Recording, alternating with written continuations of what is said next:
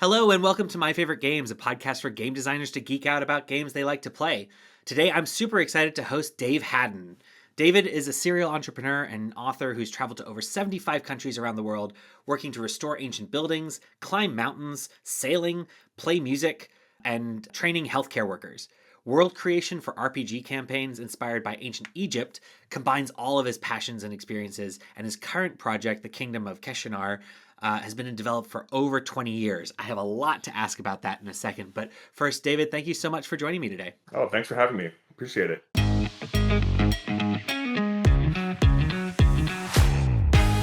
So before we get into your background, the game that you've kind of brought to my figurative desert island is a tiny little number called Dungeons and Dragons 5e.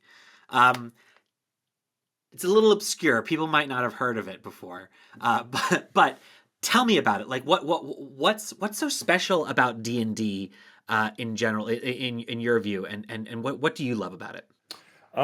It's actually kind of coming out of obscurity. I guess over 60 million people have played Dungeons and Dragons, and it's a huge industry now. It's a $15 billion industry, and I think it's really kind of having its day, you know. And what makes it special is that the rules that govern how tabletop role playing games are executed are very similar to the rules that govern how you just exist in the world. So it's kind of an open-ended mutual storytelling experience, so it's like and it also sort of harkens to the way human beings have like passed on information over the years, over the the millennia, through storytelling, right? And this is the way that we can do it together and to create stories together that have the same sort of risk and enriching sort of immersive experiences and mystery and discovery that just living an adventurous life would give you, maybe without the pain. So hopefully without the pain. Yeah, I guess unless you're LARPing in a exactly. Yeah, then I think there's some risk. Dungeons and Dragons, obviously very well known, and it itself has a storied history, right? Yeah. And it's changed over the years as well. What specifically about the fifth edition 5e is interesting or is attractive? Because I know, like, when I had originally asked you about this, you said D&D 5e, not just D&D. Right. So what about the fifth edition specifically? It came out in 2014, something Yeah, like that. exactly. What about it is special to you? Well, it's the latest edition. And the fourth edition, they went in an interesting direction. And actually, the guy who was the director of both the fourth edition and fifth edition, Mike Merrills, is one of our advisors for this project, actually. And the fourth edition went in an interesting direction to sort of the rules were sort of like, the only way I could just sort of describe it is a little bit more like a video game kind of concept, where there was less. There's the game mechanics controlled even more of the outcome of what happened, like in combat and what have you. And I think it was a great idea. It's actually kind of fun to play, but it didn't really. It was too big of a divergence, I think, from the core concept behind D&D and What people love also about players. yeah.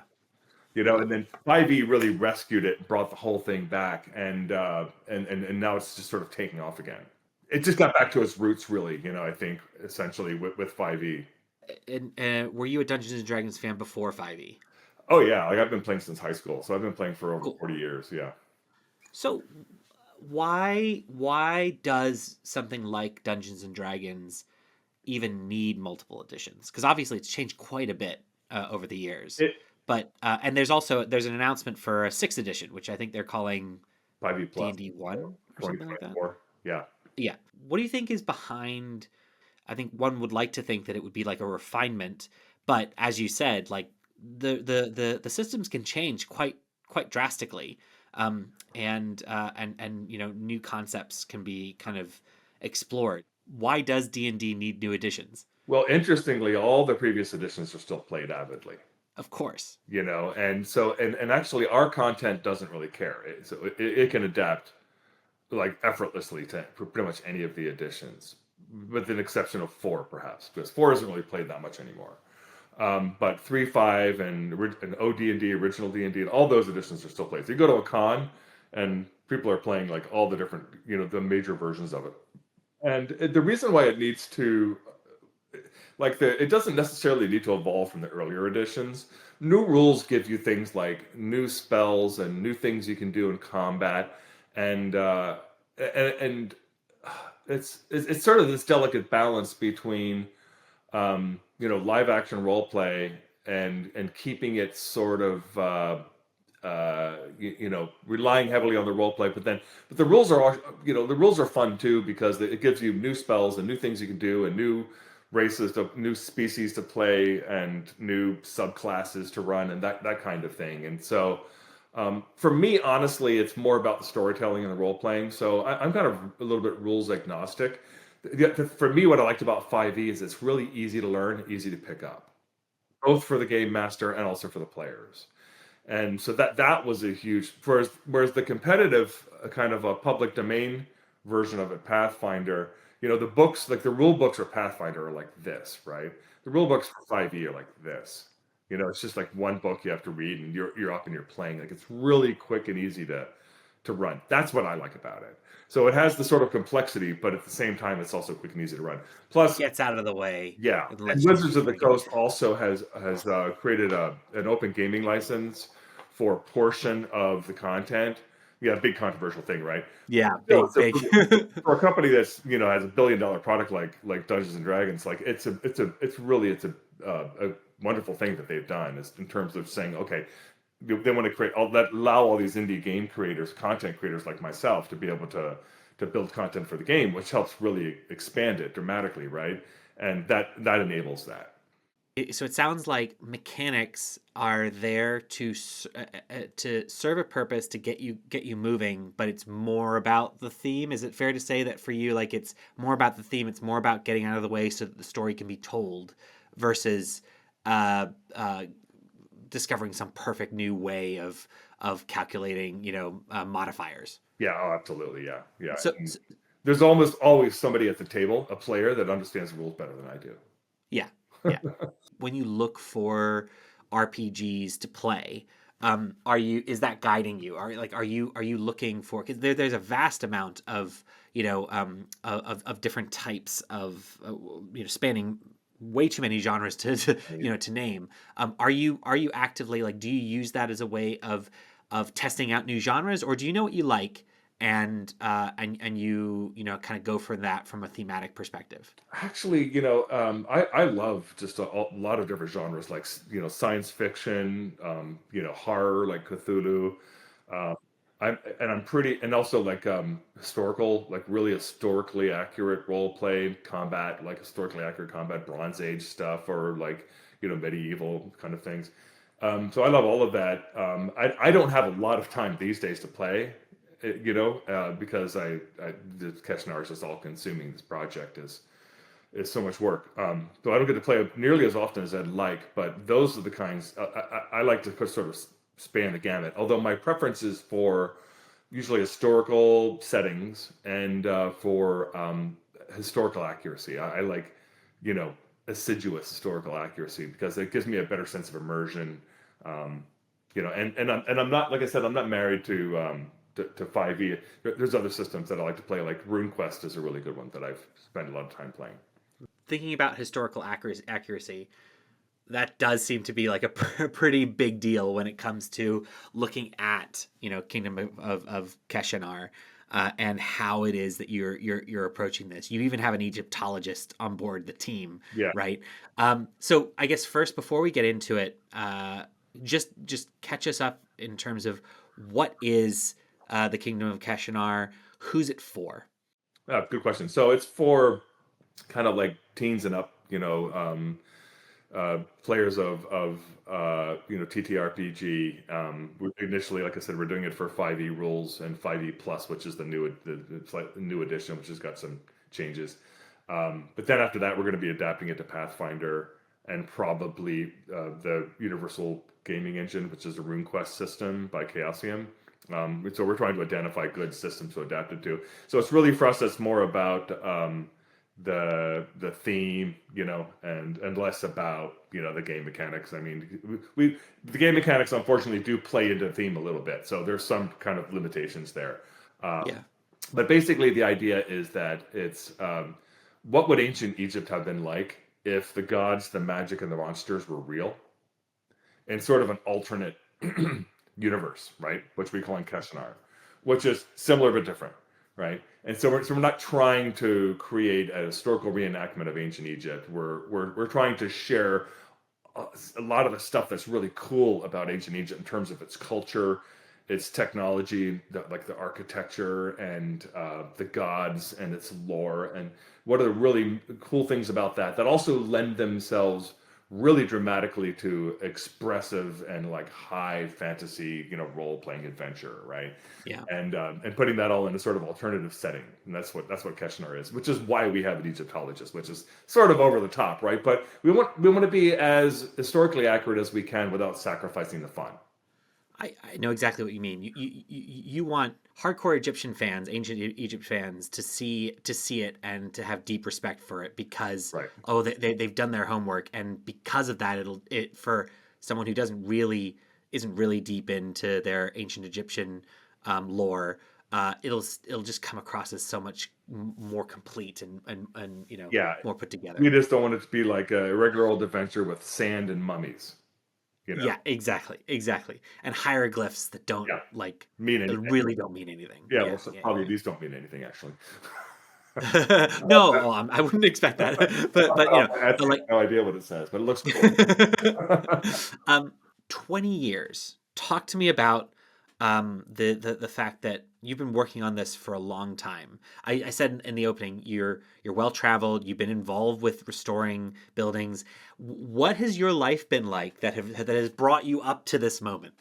Yeah, like I said, I started playing in high school, and so this, which is really not that long after the D&D came out. It was like 8 or 9 years, I guess, after it completely came out.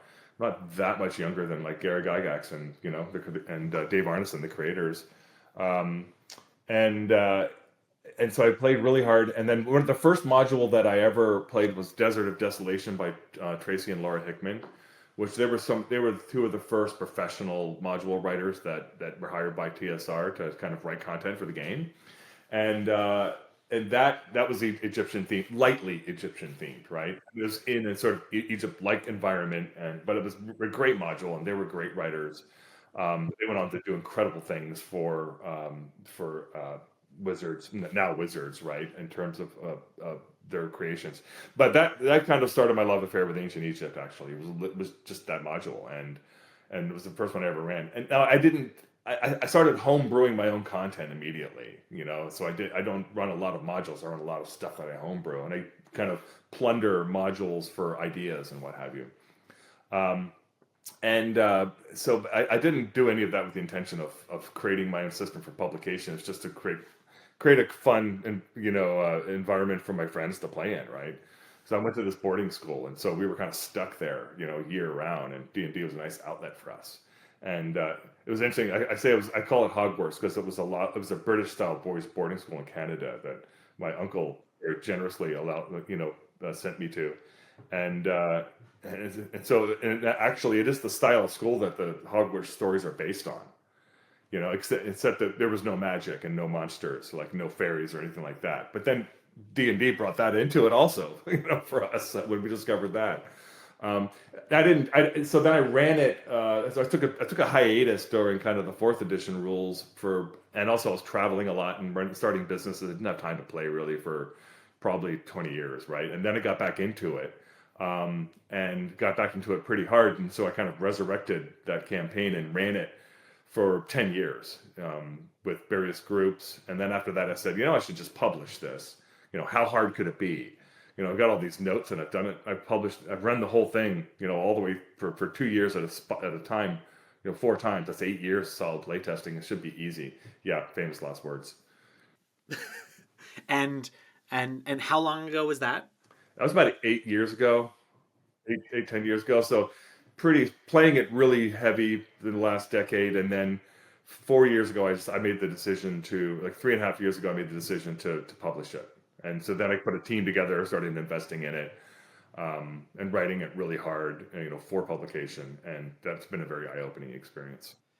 Do you, because, other people, they have played it up and, rediscovered it, said, yeah, I think I should publish this, tarted it up, made it look pretty, get it out there, and on it go, off it goes. So what about this, was whether it's the subject matter about ancient Egypt itself, or the fact that you just like to put something out in a more complete form, like why take the step of building a team around it, spending 4 years perfecting it, and getting it ready to go? What about the process? Like, what made you decide to do that versus just getting out what you had? Oh, well, I mean, like initially, I thought that's basically what I'd be doing, is just taking what I had and just gussing it up and Yeah, sticking it out there. It turns out it's not that easy, and probably 50% of what I do as a GM, I'm just running it off my own intuitive knowledge of the setting, right? And plus, also, I kind of plundered a bunch of other stuff for it, so I couldn't do that, right? I had to make it all original, which kind of meant going back to the drawing board and kind of recreating all from scratch to make sure that it was all authentic and original, and I wasn't plagiarizing anything, that just which GMs do all the time intentionally. That's kind of the idea, right? If you're just running a home game, but if I want to publish it, it's got to be completely unique, and so just that plus the process of getting the art together, like all original art. That doesn't use AI, with real artists, and coming up with the theme, making that art thematic and meaningful, so that it like kind of tied back into ancient Egyptian artistic, kind of like memes and styles. Like that alone is a massive, incredibly expensive endeavor. Just finding the artist is very difficult. And then even just laying it out in the right format, and editing it and creating all the little nitty gritty details in the corners, right? That is a massive, massive amount of work. So I mean, I have a team of like probably 8 people that have been pretty much full time on this for over 2 years, and we got it kind of by the tail now, but it's still going to be another 6 months before we're like finished and printing the books and getting ready to ship them out.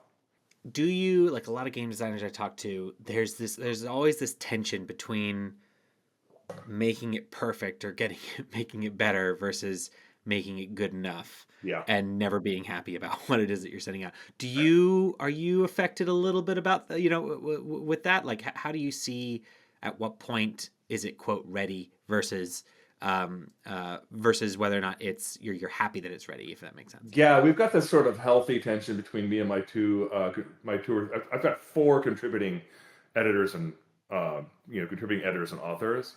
They're kind of helping me with it, and we do a lot of play testing, and that Yeah. sort of defines, like, if it doesn't add, if it's not going to come up in the gameplay and it doesn't add to the player's experience, in a positive way of consuming this content, then we cut it out, right? And there's a lot of things that we've kind of turned into just fun supplements that you can sort of players can peruse on their own. Like we've created like a notebook. It was in the style of somebody who's coming into the city, kind of to study the hieroglyphics and study the city itself. And and so we put that in sort of a notebook format, and then we have a book just about the art, which is just fun to like peruse, like a coffee table book that we're creating because the art is so good. And so that's sort of how we've gone about doing that. And I've developed a sort of sixth sense for like, does this make sense to keep in the game, or should we get rid of it? Because it's already a little bit too big. So now it's a process of deciding, what do we punt to a later publication, because it's not over once we finish this initial Yeah. group. Yeah, there's the setting, and then there's the campaign. So it's really kind of two things, and there's the player guide also, which is sort of a separate thing. But the setting is the world and the NPCs and who are the people and their gods, their religions, the temples, the holidays, and then the kind of like the plot threads, that kind of weave through all that the players will become embroiled in and have an impact on, to help control the destiny of everything. And then there's the campaign. And so the campaign is like the specific encounters that they can come up with, and like the arc of the narrative of the stuff you need to really play it out, right? And that'll be released in 3 editions, like back to back. We're writing it all in one go, but we'll release it in 3 chunks. The first one's going to be with the setting book, and then right into the next 2. So they can run it from, like in Dungeons and Dragons, like in 5e, you can run a character from level 1 through level 20, and then you sort of retire that character. They're too powerful, and you can't level up any higher than that. And then but this campaign takes you all the way through that arc, and we've done that. I've play tested that 4 times already. Wow. 4 different parties. It must have taken a while. Takes 2 years, yeah. Depends on how often you play. Like you play every week, yeah. But it's somewhere between like a year and a half to 2 years to do the whole campaign.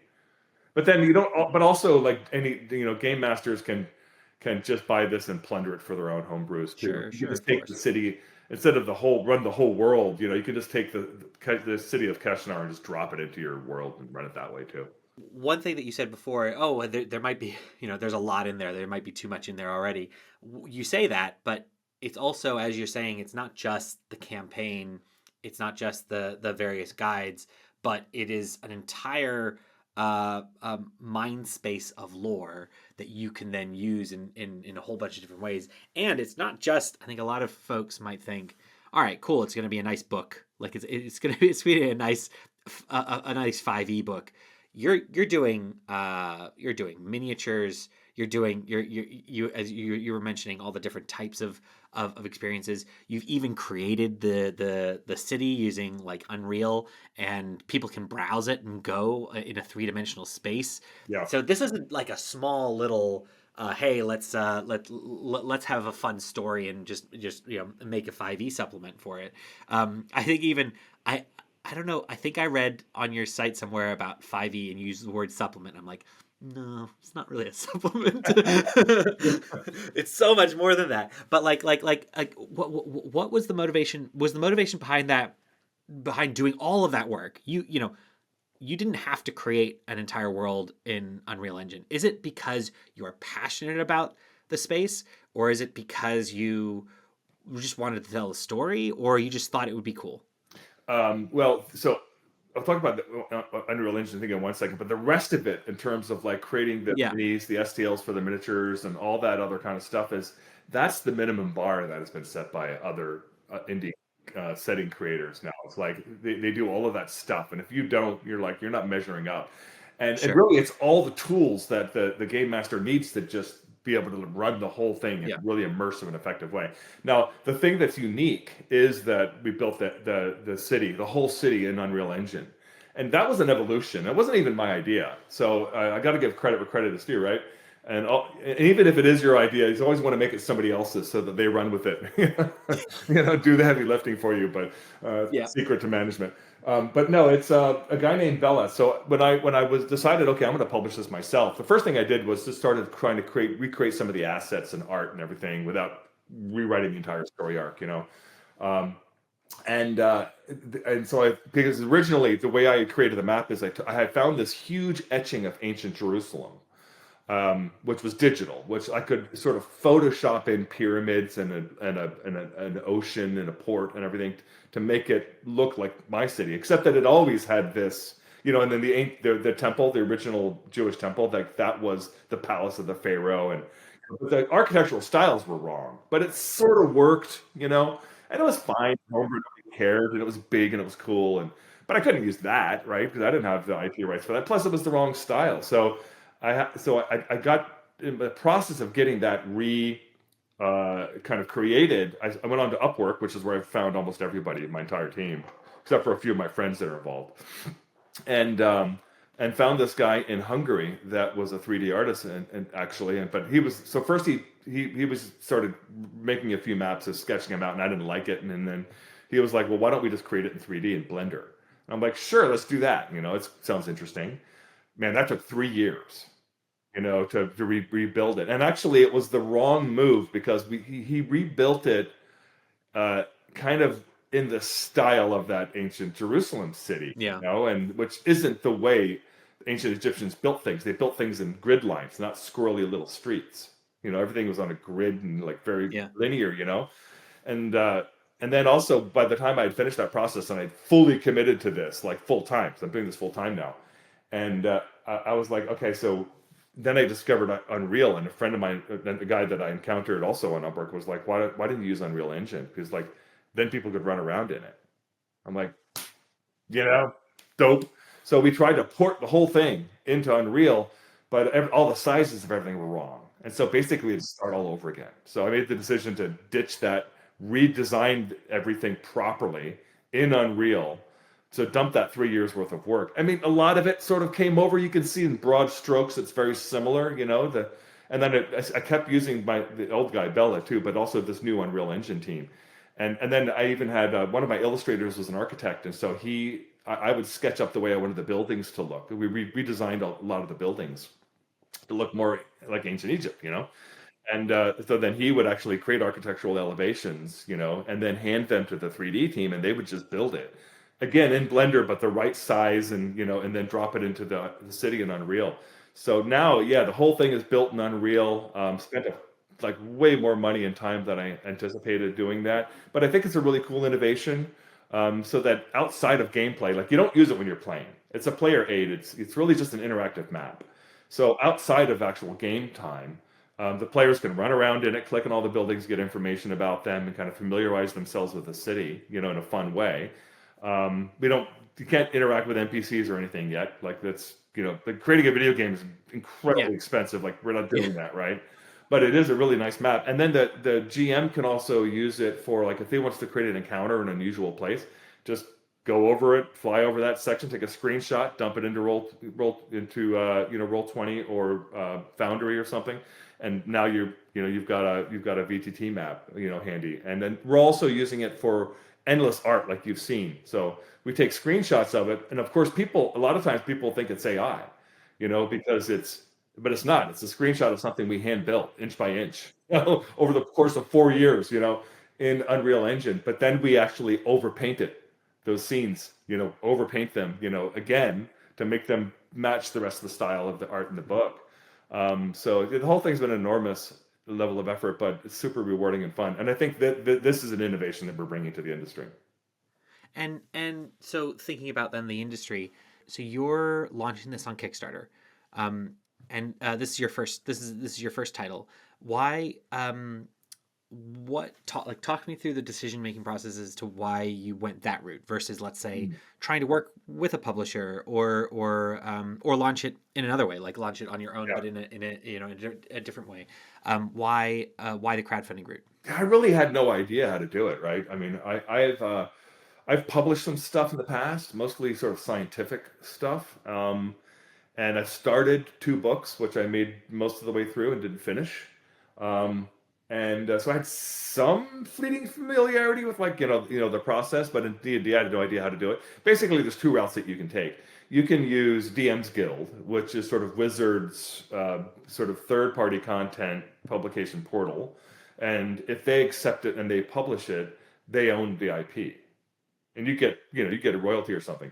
And then the other one is you can use DriveThruRPG, which is for kind of the indie ones that are using the OGL to create content, for 5e and 5e plus now.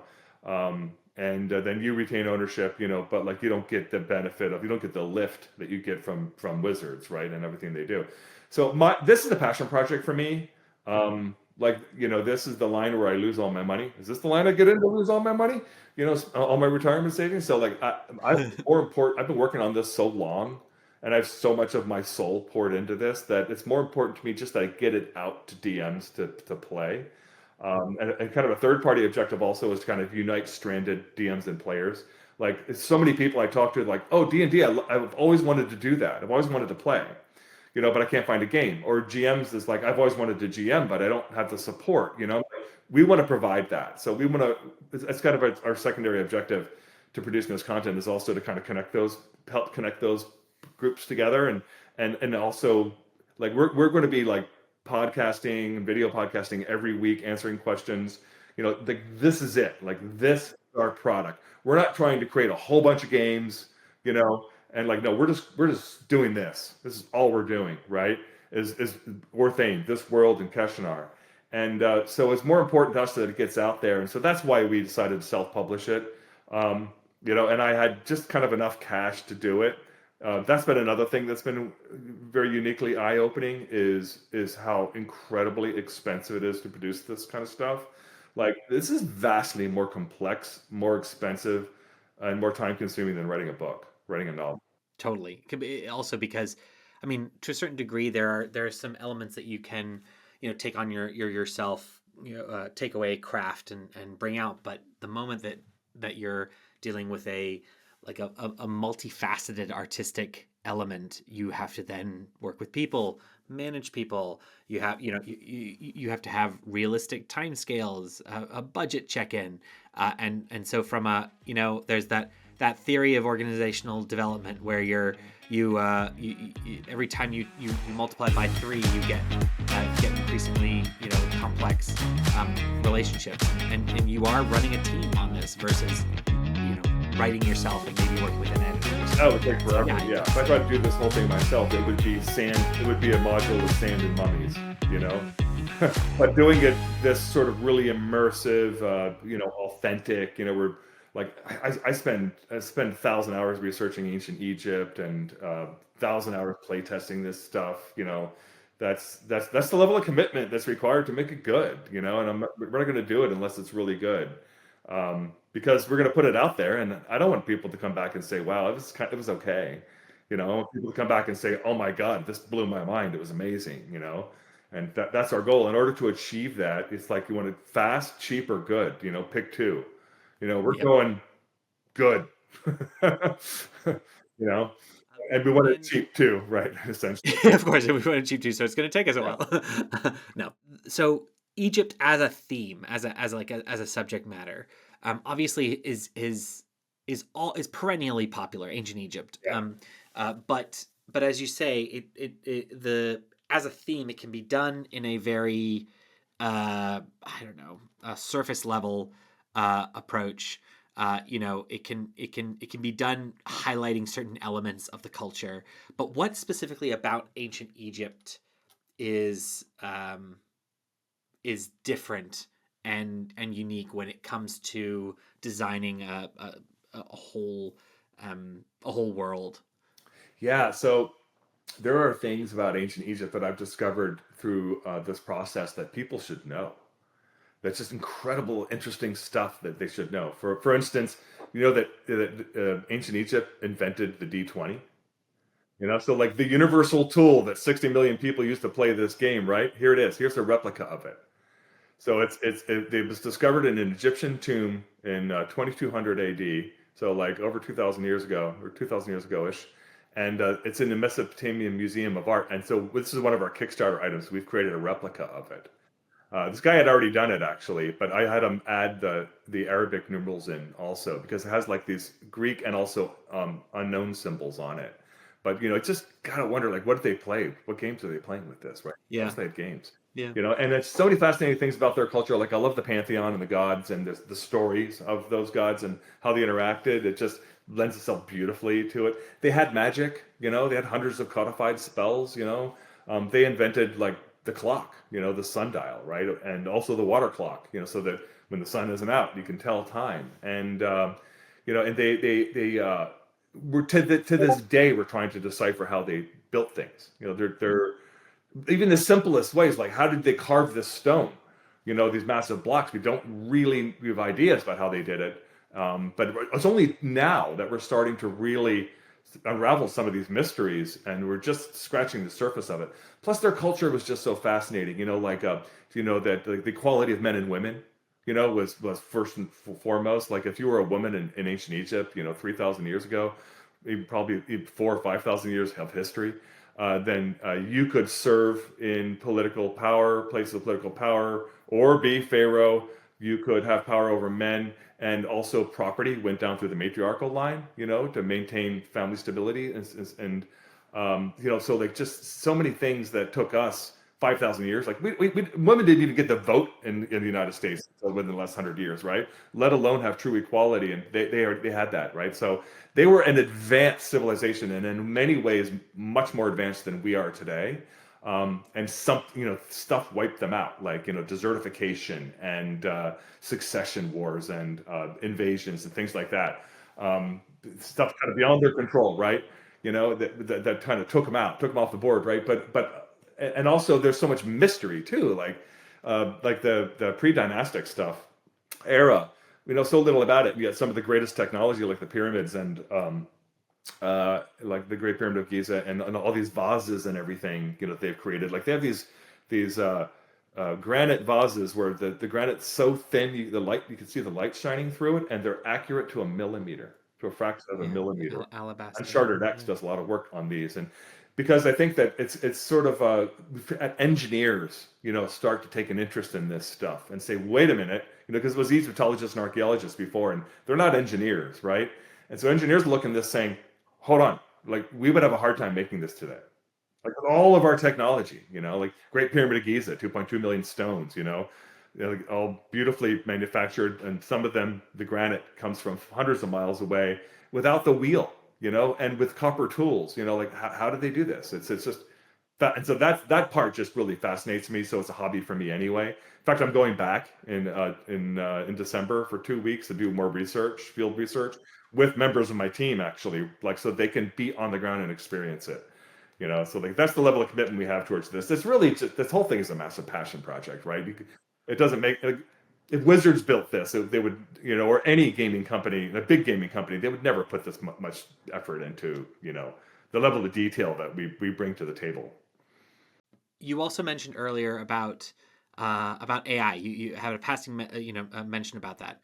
And generative AI, especially when it comes to art, is quite a hot topic. Oh yeah. And especially in the kind of RPG community and board gaming, like physical gaming community, kind of more broadly. You were quite clear in what you were saying, but what do you feel is the impact of that AI is having on the on the space, and is there any space for it? There's definitely uses for it, but in terms of indie gaming, I have nothing but incredible respect for indie gamers who have just decided unilaterally through force of will, that AI art is banned, right? And the reason is because, well, first of all, it's the biggest plagiaristic thing in history, right? So AI, it only learns how to do it by consuming without permission other artists, real artists, human artists' work, right? And so that all by itself is bad. And then of course then it has the possibility to supplant that work. And it isn't creative and it isn't smart, right? So it's not intelligent and it's not creative. And like it can't even figure out how many fingers to put on somebody's hand. And it all sort of looks very similar. Like it's getting better, which is scary. But I like to work with real artists because real artists bring a level of human creativity to the process. And I could show you examples. Like I have had artists who have just created art for me that have dramatically changed the storyline, just because it's something they painted in. Like this one guy, Andre Dragomir, and that is his real last name, which is awesome. Great. Who's on my team, created a lot of our elevations, and we very interactively worked together to do this, with the city and the styles of the city. And he created these floating obelisks in the sky. It was just I didn't tell him to do it. He just did it. It's like, yeah, it'd be cool to have some floating obelisks here, floating around. Why not? And then I created a whole story around that. That's really cool. Like what those things are and why they're there that I never would have done if it wasn't. So the artists, so my human artists are really helping guide this entire process. Plus my art director, Jordan, she has a master's of fine art, but her emphasis is in historical textiles and historical art. And so she has just changed everything about, how we're doing this also. So in terms of like what our style needs to be and how we can make it faithful to what actual ancient Egyptian styles. Like, I don't know if you ever noticed, but like in hieroglyphs, they're always facing, you're always looking at them on the side, right? Like this sort of thing, but you can see their whole eye. Their whole eye's looking at you, and like this. and their shoulders are squared towards you. So their shoulders are squared, their head's like that. You can't do the posture; it's impossible. But the eye sees you, and it's like, that's so interesting. And it's so that you can see the action. It's because they're using that art not just to tell a story, but to communicate information to you. And so maintaining that style is really important, and also understanding all the elements of it.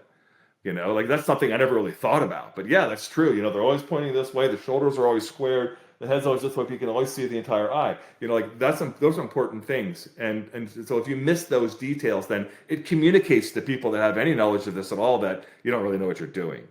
You know what I mean? You shouldn't be playing with this stuff. It's for, this is the adult table, right? Like, what are you doing? And we don't want to do that. We want to treat the culture that we're using as our inspiration for this with profound respect, and the only way to respect it is to understand it as much as Very true. with the archaeological evidence that we have. Very true. Well, I mean, David, thank you so much for taking some time to share your experience and to geek out a little bit about both D&D, 5e, and obviously what it is that you're doing with Keshinar. If anybody out there would like to find out more about the Kingdom of Keshinar, you can find them on Instagram at Orthane_Productions. You can find them on Facebook at Kingdom of Keshinar, one word. On X at Orthane P62208, or by going to Keshinar.com. The Kingdom of Keshinar is coming very soon to Kickstarter, and you can actually access some special bonus add-ons using a pre-launch link that is in the description below. David, thank you so much again for joining me. Oh, thank you. I love your podcast. It's an honor to be on here. Really appreciate it.